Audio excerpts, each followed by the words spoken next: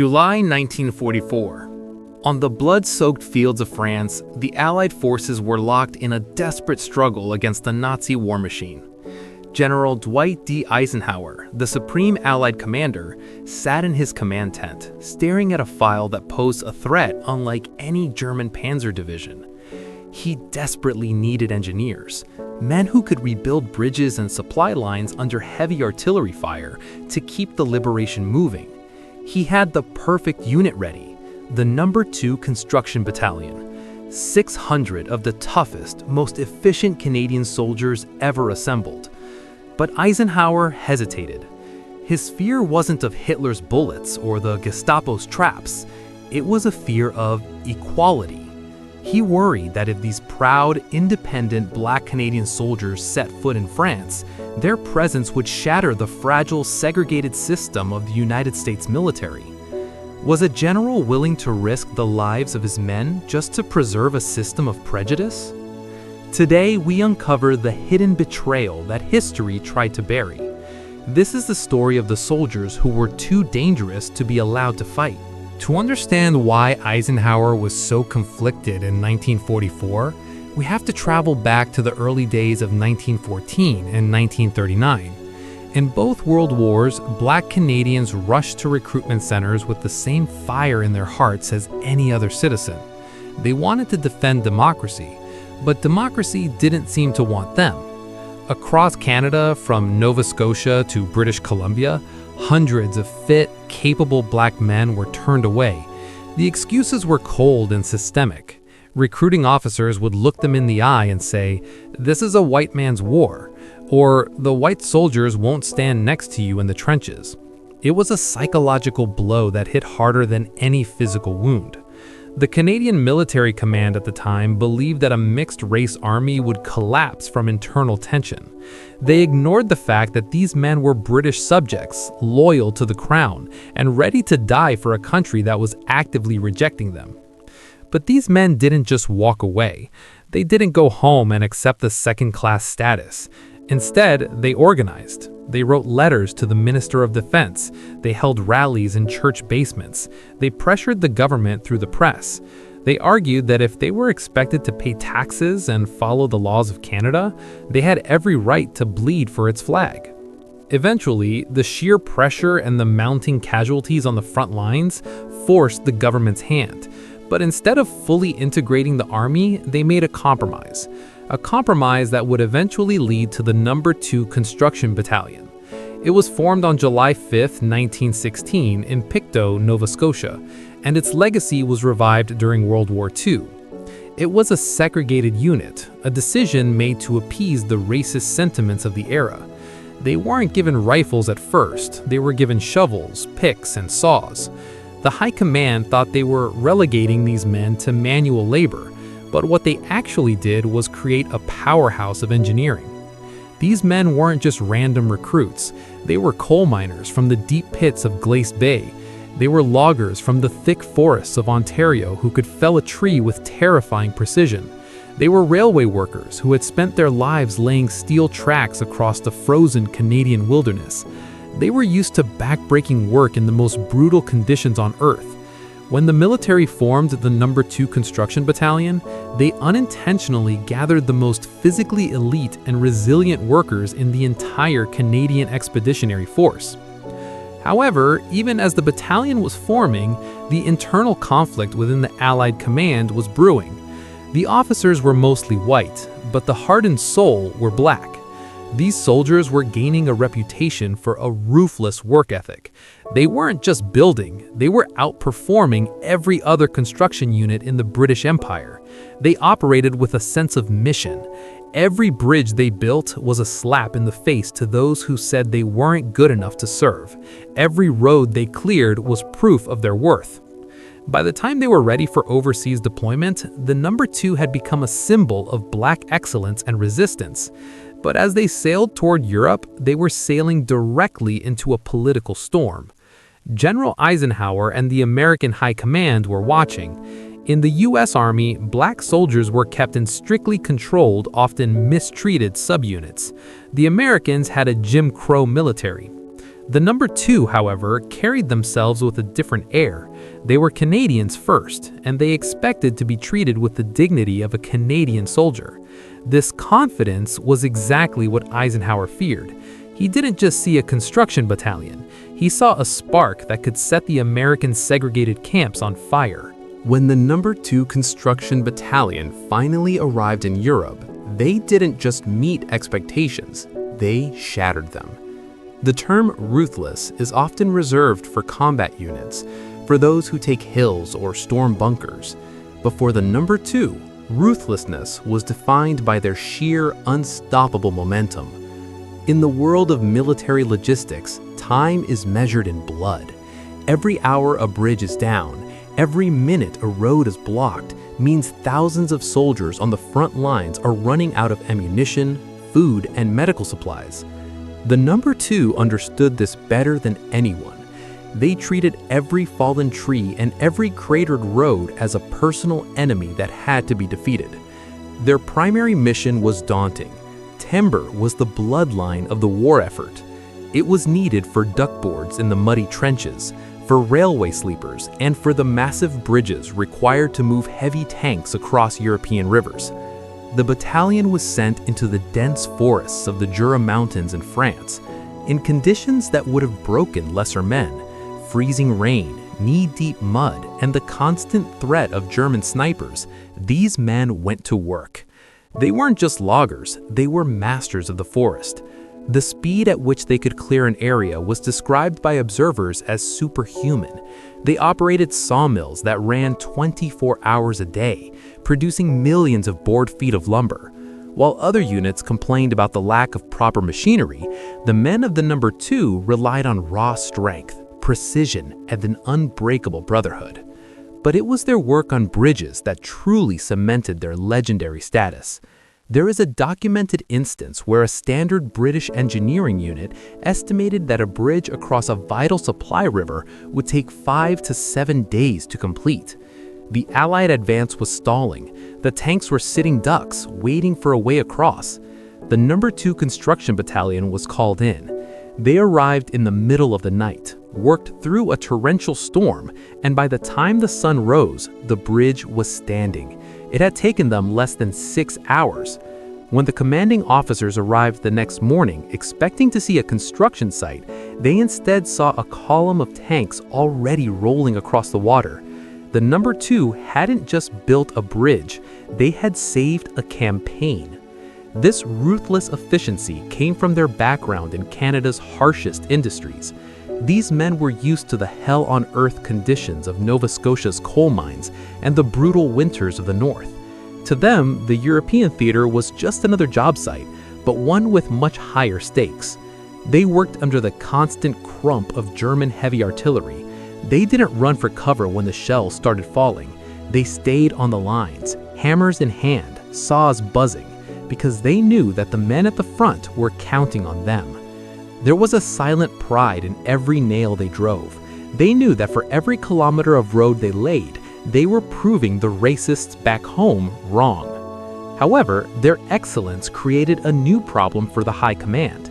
The more they succeeded, the more visible they became. White soldiers from other units began to talk about the miracle workers of the number 2. They were seeing black men in positions of technical authority, managing complex machinery and solving engineering problems that had baffled others. This was a direct contradiction to the propaganda of the time, which claimed that black soldiers weren't capable of complex technical work. In the eyes of General Eisenhower's staff, this was a double-edged sword. On one hand, the number 2 was an indispensable asset. The Allies literally could not move as fast without them. On the other hand, they were a dangerous example of black success. The American military, stationed nearby, was watching with growing unease. American black soldiers, who were often relegated to cleaning latrines or cooking under the most demeaning conditions, looked at the Canadians and saw a different world. They saw black men wearing the same uniform as their white officers, treated with professional respect by the British and French locals, and accomplishing feats that were the talk of the camp. This success was precisely what made Eisenhower's advisors sweat. They realized that you couldn't keep the number 2 hidden in the forests forever. Eventually, they would have to move to the front. Eventually, they would be seen by every American unit in France. This ruthless efficiency that made them great was the very thing that made them a political liability in the eyes of a segregated command. They were too good to fire, but too disruptive to be celebrated. This tension was a ticking bomb, and it was only a matter of time before the War of Engineering turned into a war of identity in the heart of liberated France. As the Allied forces pushed deeper into occupied territory, the success of the No. 2 Construction Battalion became an undeniable reality. But behind the closed doors of the Supreme Headquarters Allied Expeditionary Force, SHIEF, General Eisenhower was facing a logistical nightmare that had nothing to do with fuel or ammunition. He was dealing with the politics of skin color. To Eisenhower, the war was a fragile machine made of many parts: the British, the Americans, the Canadians, and the Free French. His primary job was to keep that machine from grinding to a halt. And in his mind, nothing threatened that stability more than the social disruption of racial equality. The American military at the time was governed by Jim Crow logic. Black American soldiers were almost entirely barred from combat and technical roles. They were used as stewards, gravediggers, and laborers. They were told daily that they lacked the intelligence and the temperament for real soldiering. Now, imagine the shock to that system when 600 Black Canadians arrived in the same theater of war. These men weren't just soldiers, they were highly skilled technicians. They drove heavy trucks, operated complex sawmills, and engineered massive structures. They carried themselves with the quiet confidence of men who knew their value. Eisenhower's advisors began sending him alarming reports. They weren't reporting on military failures, they were reporting on social contagion. They observed that when Black American soldiers saw the No. 2 Construction Battalion, they didn't just see another unit. They saw their own potential. They saw that the excuses given by the U.S. Army were lies. This was the secret fear that kept Eisenhower up at night. He was afraid that the No. 2 would act as a catalyst for a racial revolution within the American ranks. He feared that if his Black troops demanded the same respect and technical roles as the Canadians, it would lead to mass insubordination or even riots, paralyzing the U.S. war effort. The pressure on Eisenhower was immense. Pro-segregationist generals in the U.S. Army were demanding that the No. 2 be kept as far away from American troops as possible. There were suggestions to keep them tucked away in the remote forests of the Jura Mountains, essentially hiding them from the very war they were helping to win. Eisenhower was caught in a hypocritical trap. He was leading a crusade for freedom against the racist, murderous regime of Nazi Germany, yet he was actively working to suppress the visibility of Black heroes within his own coalition. He knew the No. 2 was ruthless in their work, and he knew the Allies needed their bridges to cross the Rhine. But he also knew that every time a Black Canadian engineer successfully led a project, it undermined the racial hierarchy of the 1940s. The decision was made to limit their public recognition. Their feats were often credited to Allied engineers in general terms, stripping away their specific identity. Their photos were rarely featured in the main military newspapers like Stars and Stripes. Eisenhower attempted to use them as a ghost unit, indispensable in the shadows, but invisible in the light. However, you cannot hide 600 men who are moving mountains. The locals in the French villages where the No. 2 operated saw them as liberators. They invited them into their homes, shared wine with them, and treated them as equals. This French freedom further terrified the American command. Eisenhower realized that the problem wasn't the No. 2 Construction Battalion, it was the world they represented. A world where a man's worth was measured by the bridge he built, not the color of his hands. This was the dilemma that defined the midpoint of the war. How do you fight for global freedom while simultaneously denying it to the men standing right in front of you? The tension that had been simmering in the shadows of command finally boiled over on the streets of liberated France. It was one thing for Eisenhower to hide files in a tent, but it was another thing entirely to control what happened when soldiers off duty encountered one another in the real world. This is where the story of the No. 2 Construction Battalion turned from a tale of engineering into a high-stakes drama of national pride and human dignity. In the small towns and cafes of France, the Black Canadian soldiers found a level of respect they had rarely experienced back home. To the French, they weren't black or white. They were the Canadians who had brought them bread, freedom, and hope. But to the American military police, MPs, patrolling these same streets, the sight of black men sitting in cafes, laughing with locals, and walking with their heads held high was an affront to everything the Jim Crow South had taught them. The American MPs attempted to enforce their own segregationist laws on foreign soil, treating the liberated zones as if they were the streets of Alabama or Mississippi. The flashpoint came when American MPs began ordering Black Canadian soldiers out of white-only establishments. They didn't realize who they were dealing with. These men of the No. 2 weren't just laborers. They were ruthless in their defense of their honor. When an American MP shouted an order at a Canadian soldier to vacate a cafe, he wasn't met with fear. He was met with a cold, steady gaze and the reminder, "I am a soldier of the Canadian Army, and I take my orders from my own officers, not from you." This wasn't just a minor squabble, it was a diplomatic nightmare.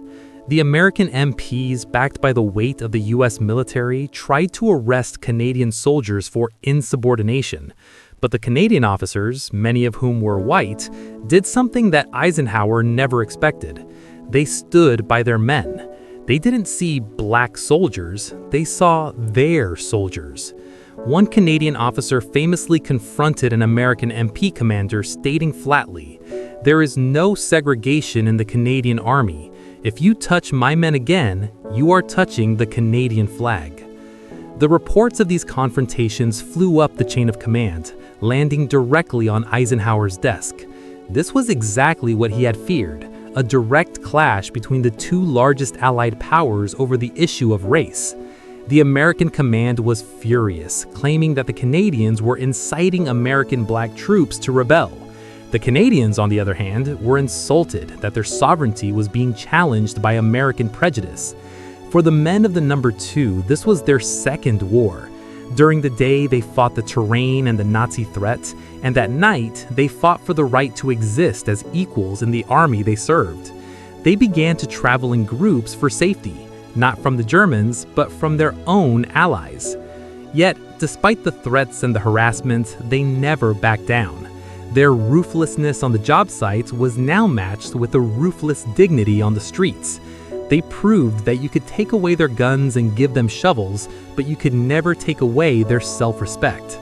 This period of the war highlighted the ultimate hypocrisy of the Allied mission. Eisenhower was forced to realize that the No. 2 Construction Battalion wasn't the problem, the American system was. However, rather than changing the system, the high command solution was often to move the No. 2 to even more remote locations, trying to starve the conflict of oxygen. But the damage to the image of the United Allies was already done. The legend of the Black Canadians who stood up to the American MPs spread like wildfire through the camps, becoming a beacon of hope for every oppressed soldier in Europe. When the guns finally fell silent across Europe in May 1945, the men of the No. 2 Construction Battalion prepared to return to the country they had so faithfully served. They had built the infrastructure of victory, survived the shelling of the Nazis, and stood their ground against the prejudice of their own allies. They expected to return to a Canada that would recognize them as heroes. But as the troop ships pulled into the docks of Halifax and Montreal, they didn't find brass bands or cheering crowds waiting specifically for them. Instead, they found a chilling silence. The secret war that Eisenhower had managed in France continued in the way history was written back home. The No. 2 was quietly disbanded. The soldiers were sent back to their coal mines in Nova Scotia and their logging camps in Ontario. When they tried to apply for the same veterans' benefits as white soldiers, they were often met with red tape and excuses. When they walked into banks to ask for small business loans to start a life after the war, they were turned away. The ruthless efficiency they had shown in the forests of France was ignored. They were once again seen only for the color of their skin. For decades, their stories weren't taught in schools. Their names weren't etched onto the main cenotaphs. It was as if the Canadian government and the Allied command wanted to erase the memory of the battalion that had proved the system wrong. For over a century, the descendants of these men, the sons, daughters, and grandchildren, kept the flame alive. They held small ceremonies in church basements. They preserved the old, fading photographs of men in uniform holding saws and shovels. They refused to let the memory of the number 2 die. They knew that their ancestors hadn't just built bridges, they had built a foundation for civil rights in Canada. The struggle that began on the battlefields of France in 1944 became a decades-long battle for recognition on the floor of the Canadian Parliament. Finally, the world began to listen. The hidden history was too powerful to remain buried. In July 2022, more than 100 years after the battalion was first formed, the Canadian government did something unprecedented. In a park in Truro, Nova Scotia, the very place where many of these men had trained, the Prime Minister and the Minister of Defense stood before the descendants of the number 2. They didn't just offer a speech, they offered a formal, solemn apology for the systemic racism and the hate these men had faced from the very country they were trying to save. The Minister of Defense noted that the ruthlessness of the number 2 wasn't just in their work, but in their resilience. They had been forbidden from the front lines, yet they had become the backbone of the Allied advance. They had been hidden by Eisenhower's fears, yet their legacy had outlasted the general's own era. Today, the story of the number 2 Construction Battalion serves as a stark reminder of what happens when we let prejudice dictate our heroes. Eisenhower's fear was that these men would change the world. And in a way, he was right. They did change the world, not by starting a riot, but by proving through their excellence, their discipline, and their unshakable dignity that greatness has no color. They were the engineers of victory, the builders of bridges, and the pioneers of a more just world. They were the forbidden battalion, and it is our duty to ensure they are never forgotten again. If you found this story powerful, don't let it stop here. Share this video to honor the men of the number 2. Hit the like button to help YouTube's algorithm show this hidden history to more people, and subscribe for more untold stories of the heroes who shaped our world. These men built the road to our freedom. The least we can do is remember their names. Thanks for watching.